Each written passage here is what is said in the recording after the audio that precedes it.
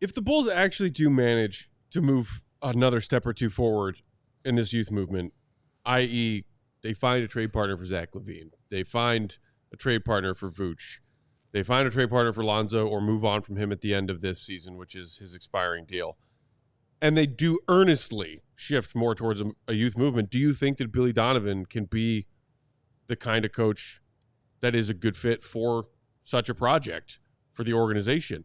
Because we know that he can be tough on young players. We know that he tends to lean towards favoring vets over young guys. Is that a job where he could thrive? Is that a job that he would want? I think it is. That question. Okay, but who is his Chris Paul? Yeah. Okay, because listen, regardless of what you think about Chris Paul, and I always haven't thought the highest of him. Dirty SOB. But, the one thing that Shea talks about is the things that he learned from Chris Paul. Mm-hmm. Now, Chris Paul also made it very clear to Shea that, at the end of games, ball goes in my hands. Right, yeah. Okay. But Shea says, I wouldn't be the player I am now without Chris Paul. But I also think that, quite honestly, Billy wouldn't necessarily be the coach he is without Chris Paul. Sure. Because I think that, it's interesting that, like, I played with Doc Rivers, coach. Played with Steve Kerr, coach. Mm-hmm. Those guys talk about the things they learned from other players during their playing days because of the knowledge that these other players had. So I can only imagine what Billy says coming from college to the NBA and how he leaned on Chris Paul to help not only him, but help him with the younger players. Mm-hmm.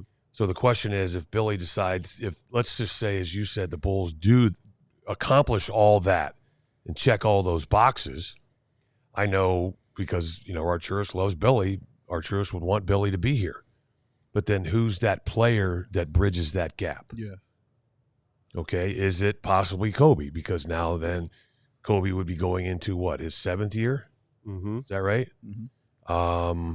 Or is there somebody else maybe that you bring in that is a proven leader that's obviously older, has maybe played in an all-star game or two, that every single player in that locker room would show the utmost respect to and listen to exactly what – they may not listen to everything that Billy says.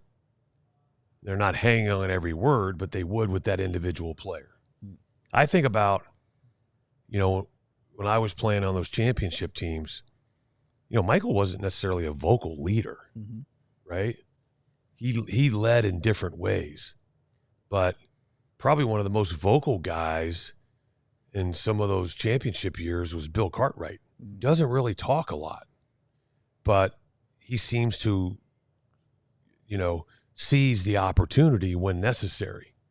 I remember watching Billy after a game we lost, and I forgot who it was against, but we're in that tiny locker room of the old stadium, and he's standing up in front of guys crying because he's so pissed off because we just blew a golden opportunity in a game. And he talked about wasting opportunities and, how small the window is to really have a chance to win a championship. And he's just got, and it's not because he's sad, but it's just, you could see the frustration oozing out of his pores and with tears streaming down his cheek because that's how aggravated he is, because he identifies how good this team is. Mm-hmm. And now he's at a point where he feels like that maybe what Phil is saying is falling on deaf ears. We all silly like the mayor.